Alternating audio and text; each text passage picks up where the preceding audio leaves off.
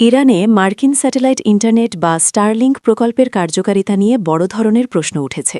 প্রাপ্ত তথ্য অনুযায়ী আমেরিকান এই স্যাটেলাইট ব্যবস্থা ইরানে বড় ধরনের বাধার সম্মুখীন হয়েছে। ইরান মার্কিন স্যাটেলাইটের ফিজিক্যাল ইন্টারনেট সিগন্যাল ট্র্যাক করতে সক্ষম হয়েছে। এই অভিযানে তারা মূলত রেডিও ফ্রিকোয়েন্সি ট্র্যাকিং এবং উন্নত সাইবার সিকিউরিটি টেকনিক বা কৌশল ব্যবহার করেছে। বিশেষজ্ঞদের মতে ইরান তাদের নিজস্ব মিসাইল ট্র্যাকিং প্রযুক্তি এবং সাইবার নিরাপত্তা সক্ষমতাকে কাজে লাগিয়ে এই স্যাটেলাইট সংকেত শনাক্ত ও নিয়ন্ত্রণ করতে সমর্থ হয়। এর ফলে মহাকাশ থেকে পাঠানো উচ্চ প্রযুক্তির ইন্টারনেট সেবাও সেখানে বাধার মুখে পড়ছে। এই ঘটনাটি আন্তর্জাতিক মহলে প্রযুক্তিগত শ্রেষ্ঠত্বের লড়াইকে নতুন করে উস্কে দিয়েছে। ইরানের এই পাল্টা ব্যবস্থা মার্কিন স্যাটেলাইট প্রযুক্তির জন্য একটি বড় চ্যালেঞ্জ হিসেবে দেখা হচ্ছে।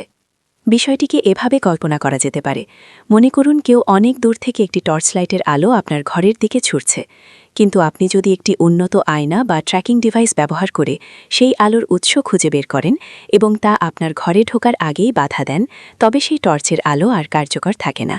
ইরানও ঠিক একইভাবে রেডিও ট্র্যাকিং এবং সাইবার কৌশলের মাধ্যমে সেই স্যাটেলাইট সিগন্যালকে প্রতিহত করেছে।